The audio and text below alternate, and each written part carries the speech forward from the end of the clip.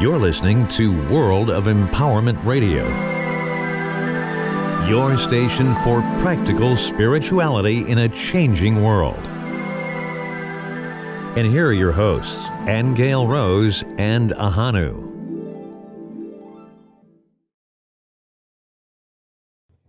Well, many of you may know that a son of mine died many years ago. My first son, his name was Ryan, and he died at 4 months old on my birthday. And ever since then, I had difficulty on my birthday whether to be happy or sad on that anniversary.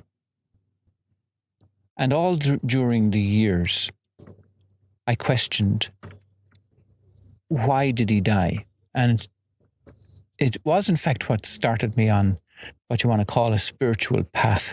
But the questions were never answered until recently. I was forever puzzled about why did he die? What was his purpose in coming to Earth? Why me?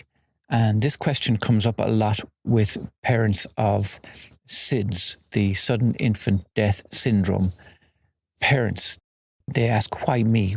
What did I do? And I remember going through that whole guilt stage too, where you ask, did I feed the baby too much milk? Was it too hot? Was it too cold? Did I keep the baby warm enough at night? Was it too hot? The countless guilt questions that come up as you go back in time through your mind to find out, what did I do? What did I do wrong? What could I have done better? What could I have done to prevent this? And then as the days move on into weeks and the weeks move on into months, the type of question changes. For me, it changed to questions like, why did he choose me to have this impact on my life? And the questions also, I had great difficulty arriving at any answers about that, because I wasn't somebody who was like a drug addict or an alcoholic or a murderer, or I didn't believe that there was any kind of karma there that might cause myself so much suffering at the loss of my first son. So nothing was getting answered, and I was going round in circles. And then the day came when I saw a sign in Dublin on the Royal Canal, and a sign was for a meditation centre, and it said, "Perfect peace, step inside." And that attracted me because I was not having any peace whatsoever. My life was on a path of self-destruction because nothing was making sense. There was no answers to anything. And I desperately needed that inner peace. Well, it did provide it to me to a degree, in the sense that once I allowed my mind to slow down, then things became clearer and led to more and more understandings about what life is and what life isn't, and what the purpose of life is, and why people are born and why people die, and why we age and why we suffer and why this and why that. Now, interestingly enough, all this has come full circle to today, when Aingeal Rose and I went out for a drive to a beautiful mountain town called Julian in California. It's about 1 hour northeast of San Diego. Beautiful, beautiful place, very famous for its apple orchards and for its cider and for its apple pie. In fact, it's their big advertising campaign every year is the Julian apple pie. So while there, we were relaxing, enjoying the beautiful sunshine before we head back to spring of, and still the cold, snowy, frosty weather of Oregon. Aingeal Rose asked me the strangest of questions. She asked me, why do we age and die? Why do we age and die?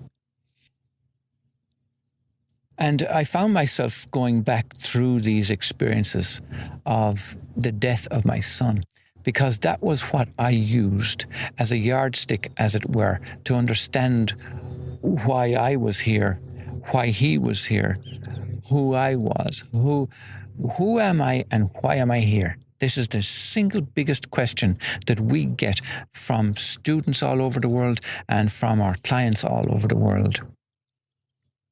And so we entered into a beautiful discussion about being born, aging, and dying. And we have tackled this before, but we never tackled it to the level, to the degree that we're tackling it now. And the reason is because it's such a vast subject, first of all, and it can be approached from so many different angles and from so many different planes of understanding. And we find this is very true when it comes to putting up some kind of a video on YouTube, for example, or a podcast. And we'll find certain numbers of people will say, fantastic, wow, I really got that, that makes sense, or that opened doors for me, or that really triggered light bulbs in my mind. And you'll have other people who are so negative about it that they are not willing to allow themselves to actually open a new door of understanding or to enter into another possibility of awareness or truth or whatever. Not that everything we say is absolute or truth by any means. We're simply portraying our growth of awareness as we enter it. We report on it because we're aware of the necessity to understand our world. We're aware and willing to explore all the possibilities.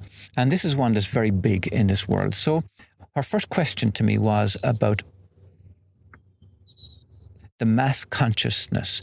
Does the mass consciousness contribute to our aging?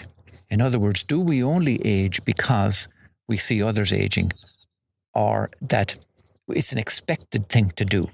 That's the frame of reference from where we were coming in Julian in California as we took on this huge subject. Little did we know where it was going to take us.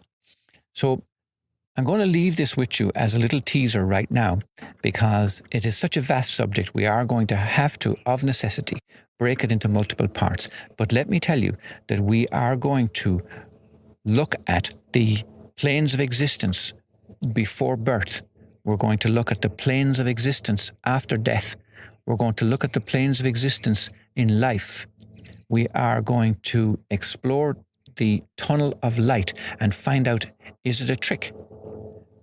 And we are also going to answer the whole thing about aging and death. So we look forward to speaking to you again soon. Stay tuned and subscribe to us on YouTube. Subscribe on our podcast at thehonesttogodseries.com, and connect with us also on all the social media. We have a presence there on Facebook and Twitter and LinkedIn. So stay connected with us. Who knows where this is going to go? You have been listening to Aingeal Rose and Ahonu on World of Empowerment Radio, your station for practical spirituality in a changing world.